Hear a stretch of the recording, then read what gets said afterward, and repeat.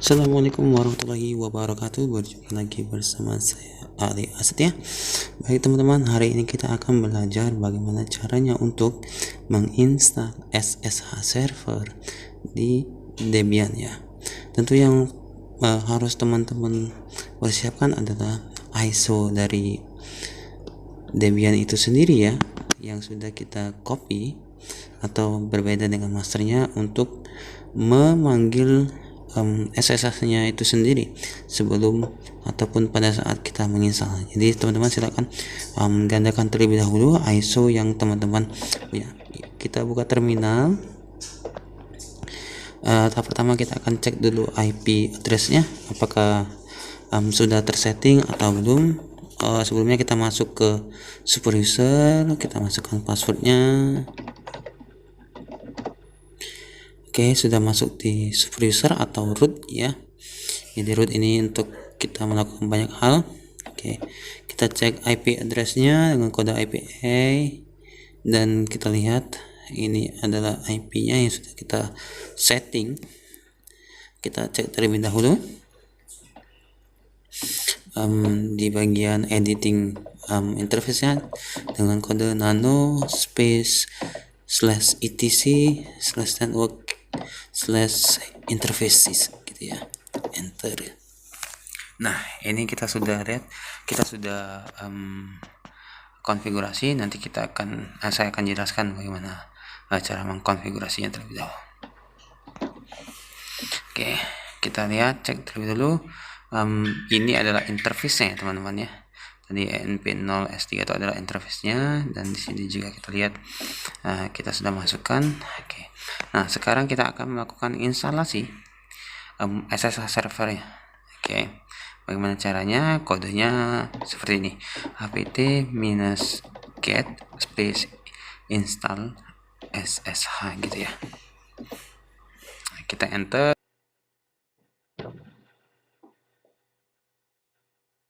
Muncul seperti ini, kita akan masukkan atau mount ISO yang sudah kita gandakan dengan device optical drive, dan kita contreng atau pilih master yang sudah kita gandakan, lalu di enter, dan dia akan running seperti ini.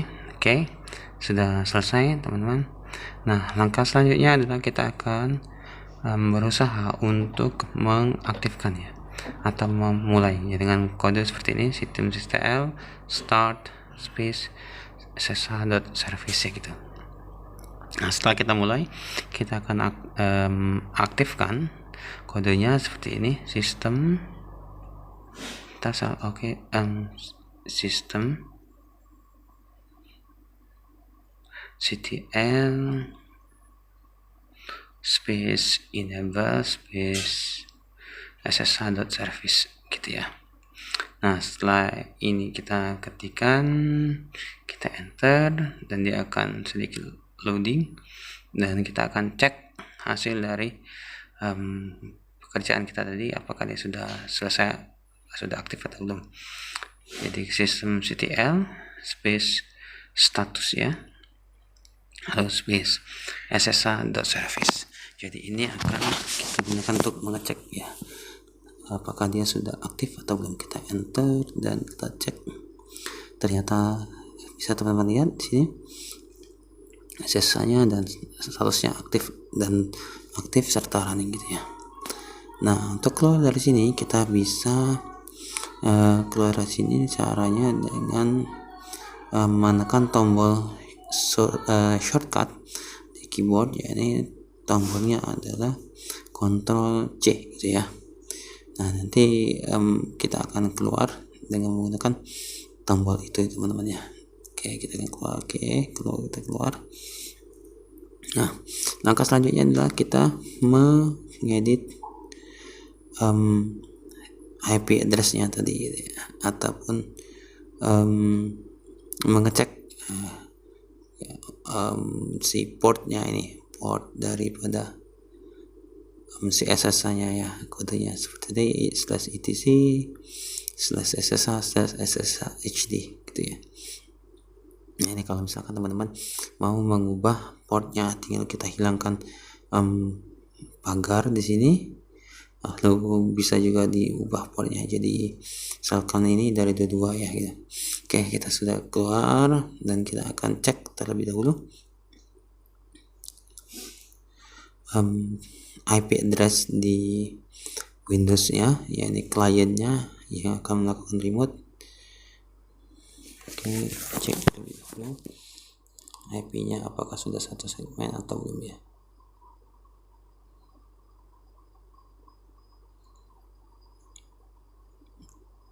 Oke, di sini kita properties.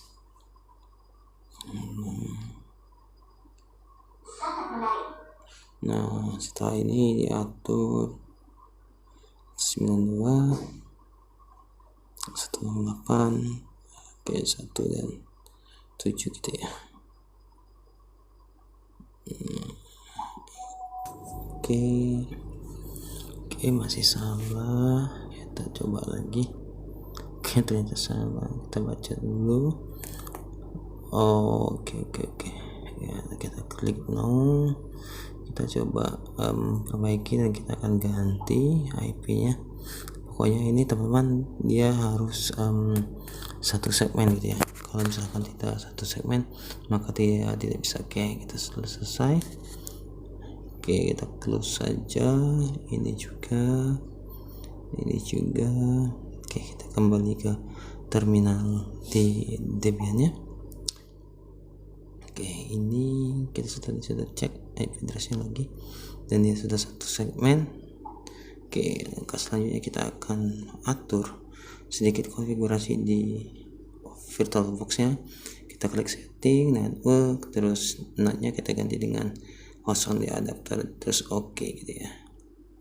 Oke, sudah selesai juga dan kita akan melakukan remote ya, atau sebelumnya kita cek koneksi dulu dengan ping lewat command prompt ya, ping. Oke, sudah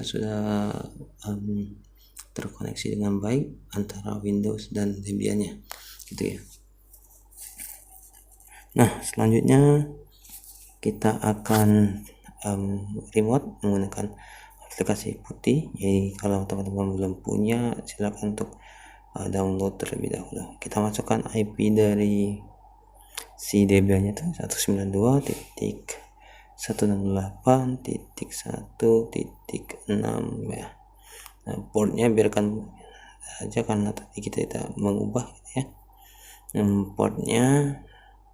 Oke, selanjutnya open gitu ya. Nah, setelah open kita akan masuk di halaman login di aplikasi putih. Kita masukkan usernya dan passwordnya gitu ya, kita ketikkan. Oke, kita enter. Ternyata salah, kita enter lagi. Oke, saya sudah berhasil masuk ke user ID-nya, terus kita masuk ke super root, super user. Oke, kita ketik passwordnya. Oke, saya sudah berhasil masuk di super user Debian server saya melalui aplikasi putih ya. Saya akan masuk atau mengecek IP address-nya gitu. Saya masuk cek port ya, port dari SSH itu sendiri.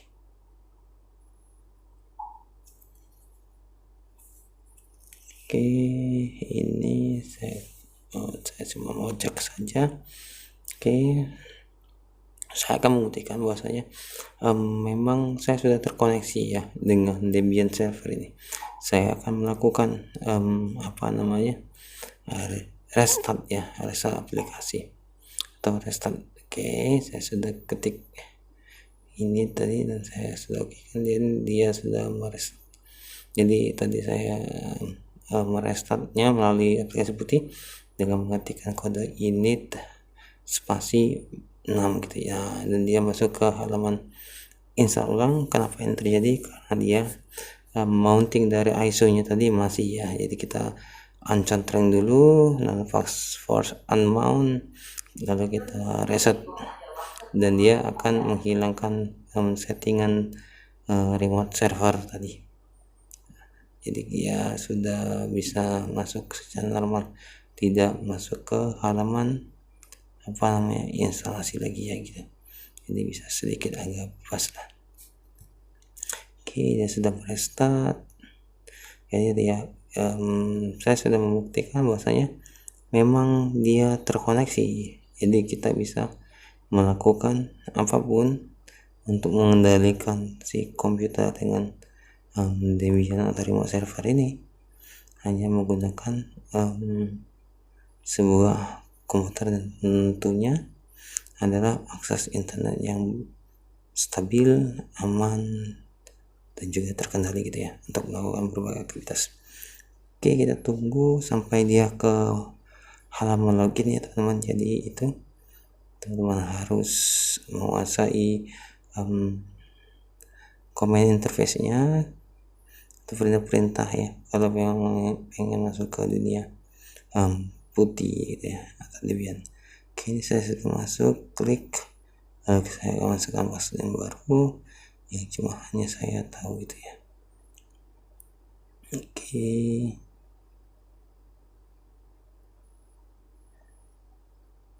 kita tunggu ya. Oke, memang orang-orang di kadang ya aplikasinya kadang agak lambat. Oke, sudah mulai kelihatan karena warna tidak itu maka sudah masuk. Oke, sudah masuk. Sekian teman-teman pembahasan kita pada kesempatan kali ini. Semoga bermanfaat, semoga dapat menambah wawasan teman-teman semua pada kesempatan kali ini. Terima kasih banyak. Jangan lupa untuk subscribe bagi yang belum dan share kepada teman-teman lainnya agar bisa mendapatkan wawasan yang lebih baik. Terima kasih sekali lagi, sampai jumpa dan semangat terus untuk belajar karena belajar adalah kegiatan yang paling menyenangkan. Terima kasih.